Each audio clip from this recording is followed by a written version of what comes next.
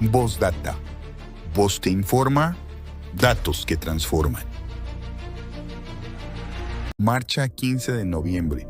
El relato de una generación que protesta. ¿Quiénes son la generación Z que está protestando en México? La generación Z son un grupo poblacional de jóvenes nacidos entre mediados de los 90 y 2010. Se caracterizan porque sus demandas de protesta se concentran en oportunidades laborales, salarios, justicia de género y cambio climático.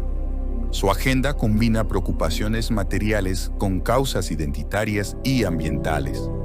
También les preocupa la corrupción y la desigualdad, inventando el término Nepo Kids para referirse a jóvenes de su edad, hijos de políticos que ostentan vidas de riqueza. Las demandas de la generación Z se difunden vía TikTok, Instagram, X y comunidades digitales. La movilización se inicia y amplifica en redes antes de traducirse en marchas. Son jóvenes con menor fidelidad partidista, pero con disposición a la acción social y a votar cuando hay conexión emocional o cultural con sus causas. Los símbolos, videos cortos, retos virales y memes se usan como un lenguaje político que pueden no relacionarse con el tema de la protesta. Los ocupan por la rapidez de su difusión y viralización. La generación Z ha protagonizado marchas en otros países. ¿Por qué protestaban? Con la protesta de Sri Lanka en 2022, se inició un modelo de protesta juvenil característico de la generación Z, con el uso combinado de redes sociales y movilizaciones masivas, coordinadas sin liderazgos partidistas. Aunque fue brutalmente reprimida con decenas de muertes, provocando la huida del presidente y su gabinete. Entre 2024 y 2025 se han presentado movilizaciones masivas de jóvenes de la generación Z. En Kenia, por la imposición de impuestos y el abuso policial. En Madagascar, por los cortes de servicios básicos, luz y agua. Indonesia, por la corrupción y el costo elevado de vida. Fue aquí donde se usó la bandera de One Piece como identidad cultural de esta generación.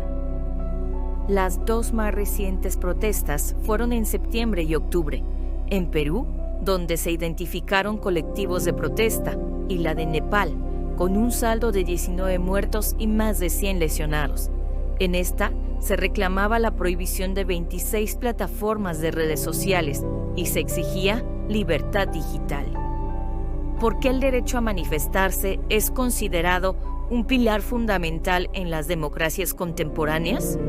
El derecho a manifestarse es un pilar democrático porque garantiza que la ciudadanía puede expresar desacuerdo, denunciar abusos de poder y participar activamente en la vida pública. En una democracia no basta con votar. La propuesta es un mecanismo de contrapeso que permite a grupos sociales visibilizar demandas que no encuentran respuesta institucional.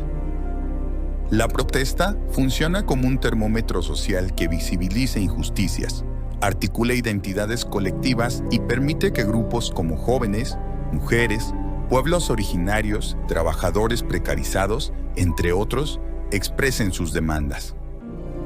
Organismos internacionales como la ONU reconocen el derecho a la protesta como indispensable para proteger la libertad de expresión, asociación y para prevenir gobiernos autoritarios. Cuando este derecho se restringe, se debilita la democracia y aumenta la vulnerabilidad frente a abusos de poder. ¿Cómo se articula el derecho a protestar con otros derechos? El derecho a protestar no funciona de manera aislada. Es un derecho que articula y potencia otros derechos fundamentales. Está ligado a la libertad de asociación, pues la protesta es la expresión colectiva de intereses comunes. Protege el acceso a la justicia, ya que permite denunciar fallas institucionales y exigir mecanismos de reparación. La protesta vincula también derechos sociales, como salud, educación, vivienda o seguridad, porque suele ser el medio para demandar el cumplimiento de estos. La protesta no solo es un derecho político. La Corte Interamericana de Derechos Humanos señala que restringir la protesta implica restringir simultáneamente otros derechos esenciales. ¿Qué papel juega el acompañamiento colectivo en las movilizaciones sociales? La empatía pública es fundamental para validar una protesta, porque amplifica la resonancia social de las demandas. Cuando la opinión pública logra identificarse con las razones que motivan una protesta, se genera un sentido de aceptación que protege al movimiento frente a la criminalización. El acompañamiento de vecinos, instituciones, organizaciones civiles y redes de apoyo contribuyen a sostener la protesta, amplificar su mensaje y generar presión política a las autoridades. Se ha demostrado que los movimientos ciudadanos con simpatía y respaldo comunitario logran más cambios institucionales, pues se vuelven símbolos de causas colectivas y no de intereses aislados. La empatía transforma una marcha en un acto de solidaridad que exige atención del Estado y de la sociedad frente a los intentos de las autoridades por ignorar y deslegitimarla. La violencia en las protestas sociales es un instrumento contra la razón y la política. La violencia es un mecanismo que rompe las condiciones mínimas del diálogo racional, destruye el espacio público y debilita la posibilidad de construir acuerdos. La construcción de instituciones democráticas que regulen la violencia constituye una dimensión fundamental de los procesos culturizadores y civilizatorios a través de los cuales las sociedades han cimentado estabilidad y desarrollo. La violencia es la negación de la política misma, porque sustituye la argumentación, la deliberación y el consenso por la imposición de la fuerza física y el miedo. Es un medio para lograr fines inmediatos cuando el poder legítimo o la capacidad de lograr acuerdos se encuentran debilitados. La violencia bloquea la expresión ciudadana y erosiona la civilidad, entendida como el conjunto de normas y prácticas que permiten la coexistencia respetuosa y el debate público pacífico, lo que deriva en sociedades menos democráticas y más polarizadas. Imposibilita el diálogo, destruye la confianza social y debilita las instituciones políticas, atentando directamente contra la vida democrática. ¿Quién genera la violencia en las movilizaciones de protesta ciudadana? La violencia en las protestas puede ser generada por múltiples actores y no debe atribuirse automáticamente a las manifestaciones.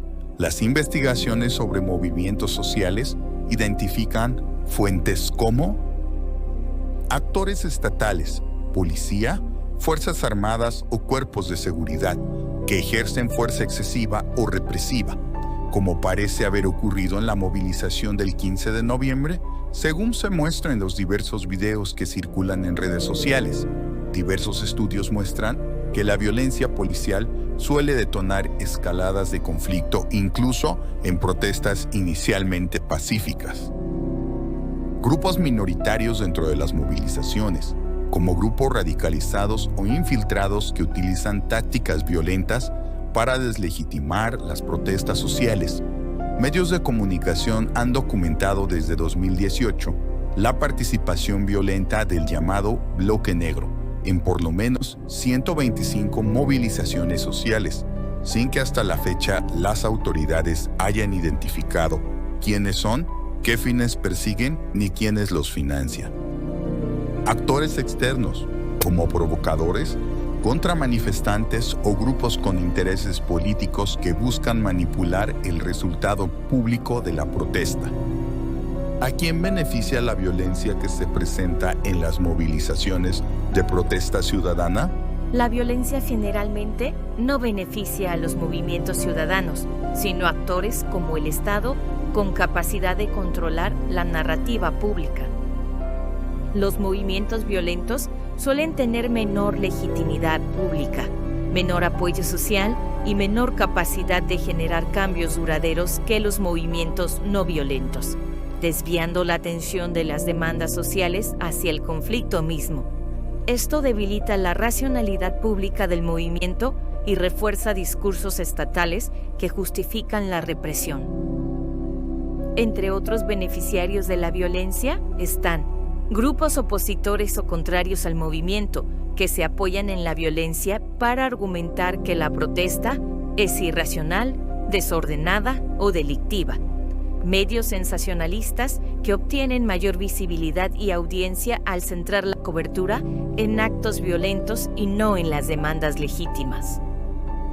En muchos casos, la violencia desmoviliza a la población, genera miedo y dificulta la articulación de demandas colectivas. Observar para comprender, civilizar, culturizar.